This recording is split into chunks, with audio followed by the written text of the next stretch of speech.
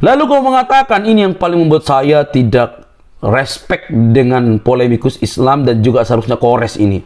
Hampir mirip lain dengan Juma, modal koar tapi ujungnya menghina dan memaki. Dia mengatakan dalam sebuah perkataannya, dan ini tidak bisa lagi di skip teman-teman, dan harus kamu lihat. Dia berkata, Yesus mengajarkan yang busuk. Bagian mana dia mengajarkan yang busuk? Kamu yang salah tafsir, kamu lepaskan konteks-konteksnya, kamu tidak mengerti, lalu kamu memfitnah Yesus mengajarkan yang busuk. Gimana perasaanmu untuk kalau kami mengatakan bahwa Allah Subhanahu wa taala dan juga Nabi Muhammad mengajarkan yang busuk?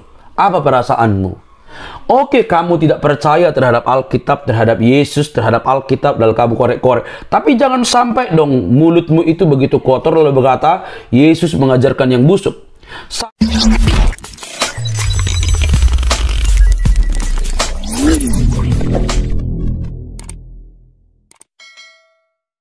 Shalom saudaraku yang dikasih oleh Tuhan, berjumpa kembali dengan saya di channel ini. Terima kasih telah mendukung perkembangan channel ini dengan cara subscribe, memberikan like, sehingga video di channel ini direkomendasikan oleh YouTube untuk menjangkau banyak orang, dan teman-teman boleh memberikan komentar yang cerdas, sopan, yang menghormati orang lain sesuai dengan konten yang saya upload. Dan saya minta kepada teman-teman untuk terus mendukung saya dengan cara men-share video dari channel ini di berbagai media teman-teman, sehingga ada banyak orang yang mendapatkan informasi dan kebenaran yang disampaikan melalui channel ini. Tuhan memberkati kita.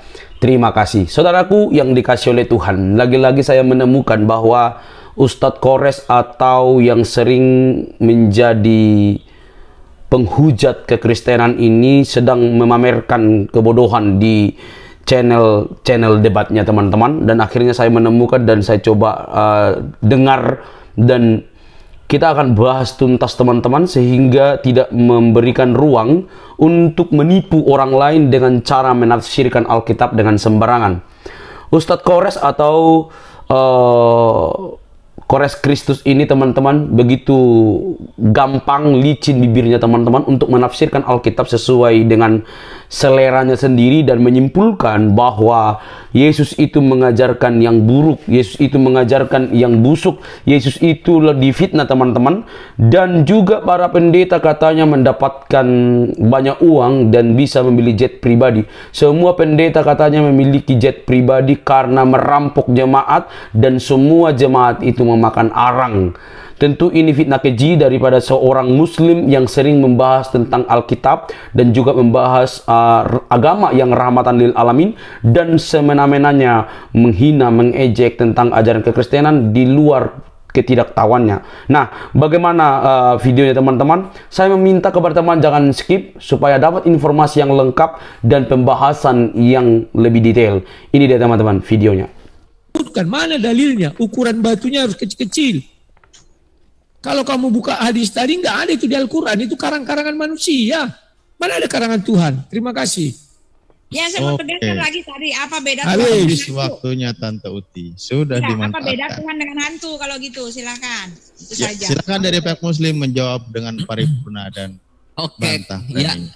Lanjut. Ya, udah ini ya. Aku udah males ya, karena ternyata kekristenan itu malu dengan Tuhannya sendiri gitu. Gak mau dibahas mengenai makan, minum, dan juga dilahirkannya gak mau dibahas. Takut dia dengan surah Al-A'raf ayat 194. Di mana ketika Tuhannya serupa dengan kita, maka dalam Islam itu berhala. Itu yang pertama. Lalu yang kedua juga soal An-Ankabut ayat 25. Di sini kan dijelaskan ya. Kita buka lagi sekarang. Nah, di sini Al-Ankabut mana tadi? Nah, di sini juga ketika berhala itu mengajarkan kasih, maka fix itu adalah berhala-berhala. Enggak berani coba. Kecewa gue ini kalau udah dialog kayak gini. Kok ketika dialog dengan Islam malah jadi malu-malu dengan Tuhannya sendiri. Memang kenapa? Kan cuma di Islam aja gitu itu disebut berhala. Kalau kalian kan tetap Tuhan itu, ya enggak? Harus berani dong. Gitu loh. Ya udahlah, kita jawabin aja lah sekarang lah. Pertama soal ini ya, ternyata banyak kedustaan yang dilakukan oleh kekristenan. Aku akan membuktikan Ali Imran 78. Ali Imran 78. Di sini dikatakan oleh Allah Azza wa Jalla, Tuhan semesta alam, pemilik langit dan bumi beserta segala sesuatu di antara keduanya, bahwasanya para ahli kitab ini akan memutarbalikan lidahnya membaca kitab agar kamu menyangka itu sebagian dari kitab, padahal itu bukan dari bagian dari kitab. Contoh misalnya soal perang ya, soal perang. Lihat ini perang. Nah, di sini pertama nih soal perang ini Ulangan 20 nomor 11. Apabila kota itu menerima perdamaian dan dibukanya pintu gerbang bagimu, maka haruslah semua orang terdapat di situ melakukan pekerjaan rodi bagimu dan menjadi hamba kepadamu. Ini budak ini, perbudakan ini, tahu nggak? Lalu kemudian nanti dibilang juga di sini, hanya perempuan, anak-anak, hewan dan segala yang ada di kota itu, yakni seluruh jarahan itu boleh kau rampas bagi dirimu sendiri. Nanti Paulus itu di 2 Korintus 11 nomor 7 bilang, aku telah merampok para jemaat dengan menerima tunjangan dari mereka. Berarti apa? Ini kan si Saul Tarsus ini tipu-tipu dia, iya enggak? Tipu-tipu itu. Itulah kenapa nanti di 1 Korintus 3 nomor 11 boleh bermewah-mewah, tapi bermewah-mewahnya dalam Tuhan. Itulah kenapa pendeta-pendeta itu semuanya punya jet pribadi, tapi makan areng jemaat-jemaatnya. Itulah ajaran Yesus. Nanti dilanjut lagi di sini, lihat. Nih di sini ngajarin rentenir si Yesusnya di Lukas 19 nomor 16. Kalau misalnya rentenirnya ini gagal membuat uangnya berkali lipat, apa yang dilakukan Yesus? Dibantai. Yang tidak suka aku menjadi rajanya, bawalah mereka kemari dan bunuhlah mereka di depan mataku. Ini kasih apa? Kasih mati. Ini pertama. Yang kedua sekarang. Yang kedua di sini Lukas 14 nomor 23. Pergilah ke semua jalan dan lintasan dan paksalah orang-orang yang ada di situ masuk karena rumahku harus penuh. Ini ajaran kasih. Ini loh kenapa Allah Azza wa Jalla berfirman, yang ngajarin kasih itu berhala. Berhala itu yang ngajarin kasih. Karena ini kejadiannya. Gitu. Gue bawa dari perjanjian baru, mau kabur kemana kalian? Ali Imran 78 sudah membuktikan bahwa Lairudi dan Buut ini pendusta. Dalil-dalilnya disembunyikan, mengajarkan moralitas tahun 2022, tapi ketika Yesus mengajarkan sesuatu yang busuk untuk mata kita, ditutup-tutupi. Lalu kemudian kita lihat lagi di sini ya. Soal ini batu tidak bisa menyerap dosa. Iya, tapi kan batunya bisa menebus dosa. Batunya bisa menebus dosa. Ini lihat. Lihatlah ini telah menyentuh bibirmu. Kesalahanmu telah dihapus dan dosamu telah diampuni. Ini apa? Batu ini, batu. Woi, batu ini. Lalu kemudian yang lucunya, Yesus pun dijiplak kemampuan batu ini kepada Yesus. Perhatikan di sini. Yesus adalah batu, Kisah Para Apostol 4 nomor 11. Lagi-lagi bukti mendusta. Ini batu. Batu itu bisa menghapus dosa dalam perjanjian lama, tapi bukan Tuhan. Lalu dijadikan Tuhan, dinamakan Yesus batu ini. Nah, di sini bisa kita lihat Yesus adalah batu. Makanya hanya Kores Kristus, Penatua, yang selalu sholat skriptura, sedangkan kekristenan tidak sholat skriptura sama sekali. Makanya mereka itu takut kalau lawan Kores. Karena kami itu dari Kejadian 1 nomor 1 sampai Wahyu 22 nomor 21 dimakan habis, dilahap habis, nggak bisa ditutup-tutupi sama sekali. Sekarang soal lempar jumroh, lihat. Ini setan. Iya. Sabar Buti, jangan emosi, ditahan, kasih musuh. Ya, di sini Nabi Ibrahim melempar dengan 7 batu sehingga dia tenggelam ke tanah. Di sini Yesusnya, mana tadi si Yesus tuh? Nah, di sini Yesusnya kabur dalam 1 batu. Jadi nggak perlu batu yang gede-gede. Karena ini sunnah Nabi Ibrahim, maka Syaitan dan Yesus tidak bisa melawan batu tersebut. Itulah kenapa Yesus menghilang, lalu kemudian setan pun tenggelam. Gitu loh penjelasannya. Dalil batunya mana? Dalilnya? Ini dia di batu ini. Ini Enggak, batu. Ukurannya. Nggak perlu pakai ukuran, pakai batu apapun hilang setannya. Gitu. Siap. Nggak perlu pakai ukuran, nggak penting itu. Hubungannya dengan ke surga? Hubungannya ke surga nggak ada. Ini untuk mengusir aja. Nggak perlu mengusir nggak perlu ke surga pakai batu. Yang jelas, yang perlu batu sama sekali adalah siapa? Kekristenan. Tanpa batu tidak ada penyaliban. Karena Yesus adalah batu yang hidup di 1 Petrus 2 nomor 4. Itulah ya. Apalagi yang mau gua bantah ya? Oh iya, soal ini, soal apa? Tadi tawaf udah, lempar jumroh bubuk, apalagi harta dirampas hancur. Budak yang boleh ditiduri itu udah itu juga habis. Timur juga. Barat iya. Itu. Sama ini Timur Barat juga. Oke lah, anggap Allah hanya punya Timur Barat. Yesus punya timur nggak? Coba gua tanya. Punya timur nggak Yesus? Kalau nggak punya jangan ngomong. Jangan ngomong. Thank you. Oke, waktu sudah habis sesi tanya jawab ini dan sudah di sesi terakhir ya. Selanjutnya kita akan. Oke teman-teman yang dikasih oleh Tuhan, kita sudah menyimak apa yang disampaikan, beberapa menit apa yang disampaikan oleh Kores Kristus yang memberikan namanya Kores Kristus. Kores Kristus itu berarti kebenaran dalam Kristus. Namanya sih bagus, tapi cara hidup dan penyampaian kata-katanya itu tidak melambangkan sebuah nama, teman-temannya. Itu hanya caploan daripada nama-nama atau tulisan-tulisan dalam kekristenan dalam Alkitab, supaya mereka seolah-olah, ya apalagi kalau bukan alasan untuk menipu. Nah, saya terlebih dahulu disclaimer dulu, teman-teman. Karena si Kores Kristus ini begitu hebatnya mencaci maki dan juga menafsirkan liar tentang Alkitab, maka di saat yang sama mereka harus siap menerima kenyataan bahwa Quran, Nabi Muhammad SAW dan Allah Subhanahu Wa Taala itu juga harus siap dikoreksi. Jangan nanti ketika kamu dikoreksi kamu main lapor sana sini kayak anak kecil yang merengek-rengek ketika tidak diberikan mainan kesukaanmu.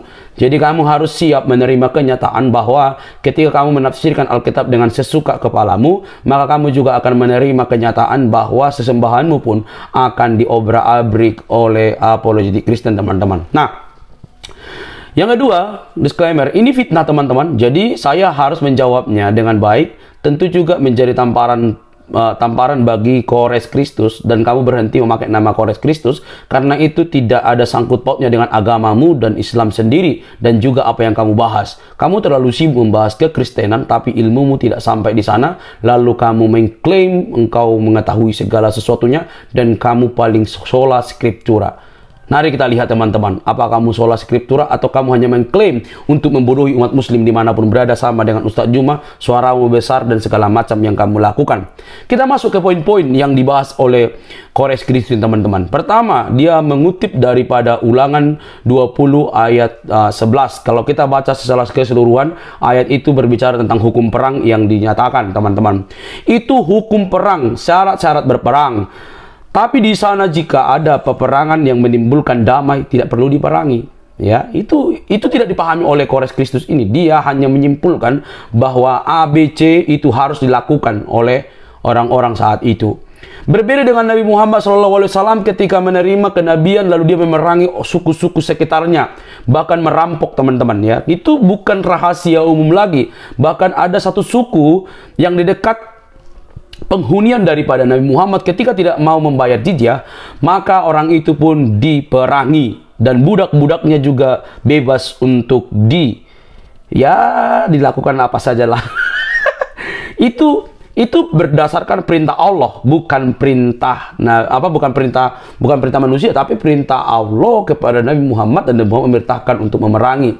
Ya, itu sudah tampil kok di televisi bagaimana Nabi Muhammad memerangi dan membakar kebun kurma karena harus membayar. Padahal suku itu sudah berunding untuk membayar pajak untuk Nabi Muhammad. Tapi Nabi Muhammad tidak puas sampai di situ.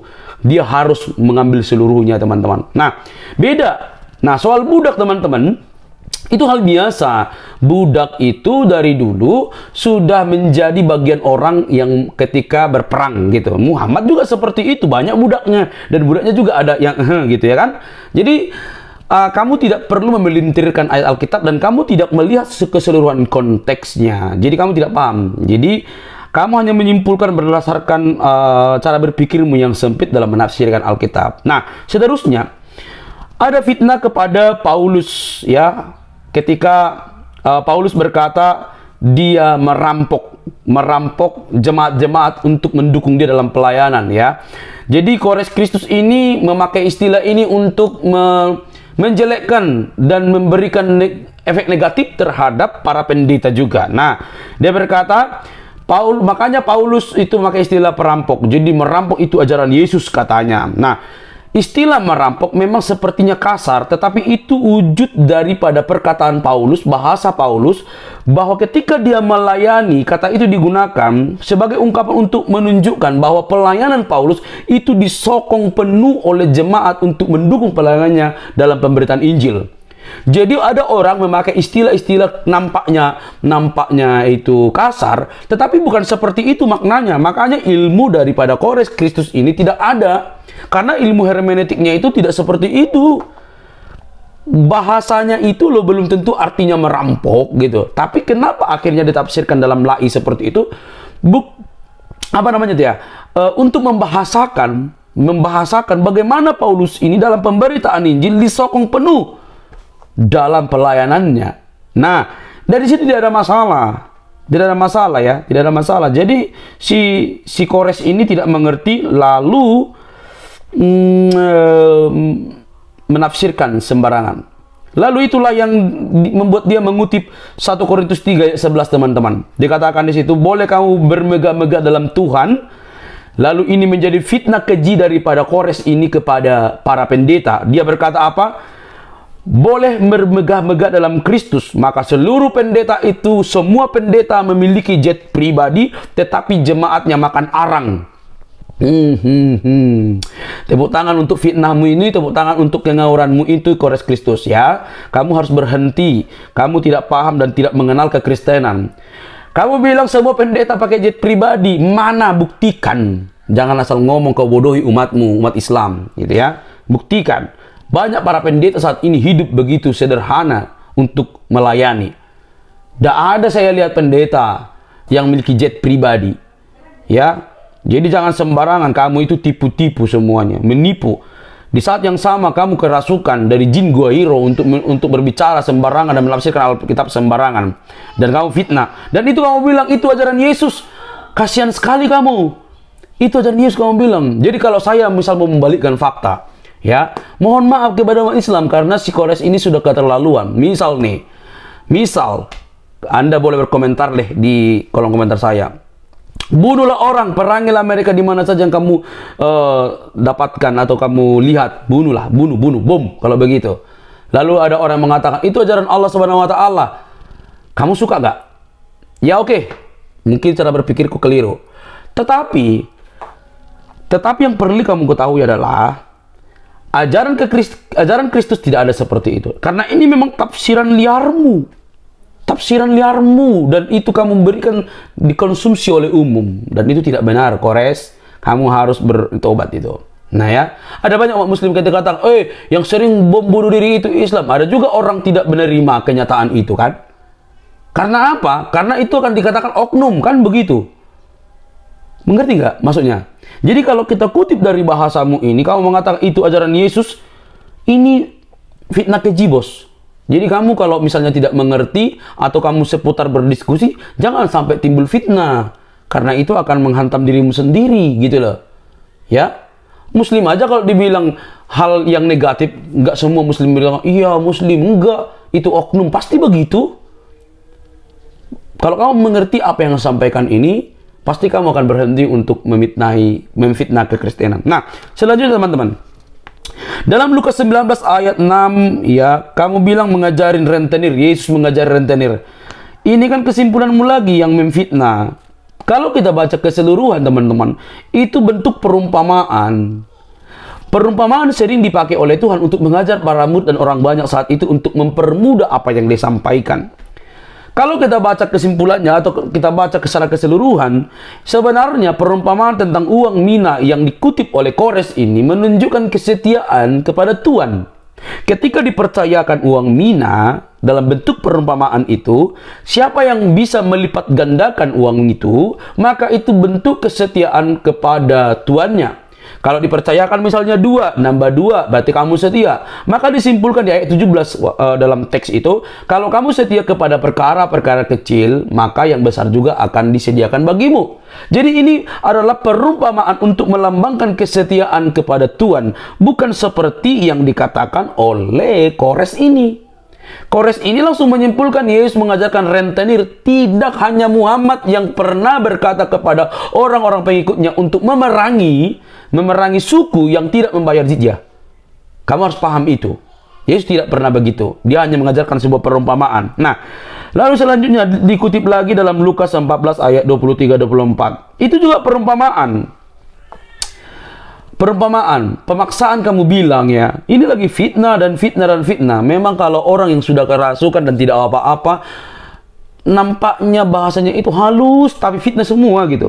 Nah, kalau mau baca, itu juga perumpamaan dalam Lukas 14, itu tentang orang-orang berdalih. Nah, kenapa disebut perumpamaan orang-orang berdalih? Gini, Kores, waktu itu orang banyak percaya, tetapi ketika ada pesta dari Tuhan, maka orang-orang itu dipanggil untuk memenuhi undangan. Tapi orang-orang yang percaya itu, mereka begitu sibuk dengan urusannya masing-masing dan memberikan alasan mereka tidak ikut pada pesta itu. Sehingga ketika orang yang memberikan undangan itu pulang, lalu memberikan jawaban dari orang-orang itu, tidak ada yang memenuhi undangan daripada Tuhan. Maka saat itu juga, sang Tuhan memerintahkan pergi ke jalan-jalan, panggil semua orang untuk masuk di dalam undangan, di dalam jamuan itu. Maka kalau kamu lihat di ayat yang terakhir apa yang dikatakan, semua orang yang awal-awalnya diundang tidak akan pernah mendapatkan dalam kerajaan. Paham nggak? Nah, itu makanya saya sebutkan, kamu tidak paham, kamu hanya menimbulkan fitnah keji terhadap ajaran kekristenan. Oke, lanjut. Lalu kau mengatakan, ini yang paling membuat saya tidak respect dengan polemikus Islam dan juga seharusnya Kores ini. Hampir mirip lain dengan Juma, modal koar tapi ujungnya menghina dan memaki. Dia mengatakan dalam sebuah perkataannya, dan ini tidak bisa lagi di skip teman-teman, dan harus kamu lihat. Dia berkata, Yesus mengajarkan yang busuk. Bagian mana dia mengajarkan yang busuk? Kamu yang salah tafsir, kamu lepaskan konteks-konteksnya, kamu tidak mengerti, lalu kamu memfitnah Yesus mengajarkan yang busuk. Gimana perasaanmu untuk kalau kami mengatakan bahwa Allah Subhanahu wa Ta'ala dan juga Nabi Muhammad mengajarkan yang busuk? Apa perasaanmu? Oke, kamu tidak percaya terhadap Alkitab, terhadap Yesus, terhadap Alkitab, lalu kamu korek-korek. Tapi jangan sampai dong mulutmu itu begitu kotor lalu berkata Yesus mengajarkan yang busuk. Saya walaupun tidak beriman kepada Nabi Muhammad SAW dan tidak beragama Islam, saya tidak mungkin mencaci ajaran orang lain. Saya tidak mungkin mencaci orang lain, agama orang lain dengan seenak mulutmu mengatakan bahwa Yesus mengajarkan yang busuk. Itu kan kekejian dari cara berpikirmu yang yang keliru. Lalu kamu tafsirkan Yesus mengajarkan yang busuk. Ini penghinaan dan ini tidak cocok dan tidak layak untuk dihargai sebagai seorang yang cerdas. Malah kamu menunjukkan bahwa kamu itu orang yang bodoh sebenarnya, Kores. Ya.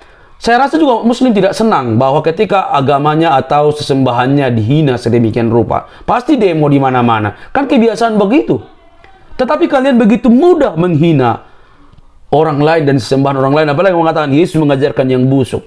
Lalu kamu bebas-bebas saja kan? Itulah kebiasaan kalian. Nah, yang terakhir, banyak sebenarnya yang bisa diajar. Karena semua dalam hitungan 6 menit, kamu semua menghina teman-teman. Ini menghina terus, mencaci, memfitnah terus. Terakhir, kamu bilang Kristen tidak sola scriptura dan takut melawan Kores. Tidak, bukan soal sola scriptura. Kamu yang tidak mengerti, lalu kamu tuduh lagi orang Kristen tidak sola scriptura. Kamu yang comot-comot ilmu hermeneutik tidak punya, hanya comot ayat lalu tafsirkan seperti Quran. Itu kan kamu keliru. Bukan takut lawan kamu, tapi kamu nggak mau belajar. Seolah-olah kamu yang paling mengerti. Itu masalahnya, Kores. Itu masalahnya. Kamu bukan orang Kristen. Alkitabmu itu Quran, hadis, Allah Subhanahu wa Ta'ala, Nabi Muhammad. Jadi bukan takut melawan kamu. Tapi kalau kamu ingin diskusi denganmu, debat dengan kamu, maka yang kami dapatkan adalah bukan kamu yang belajar, tapi kamu yang mengajar. Otomatis itu semua abu, arang, tidak ada artinya.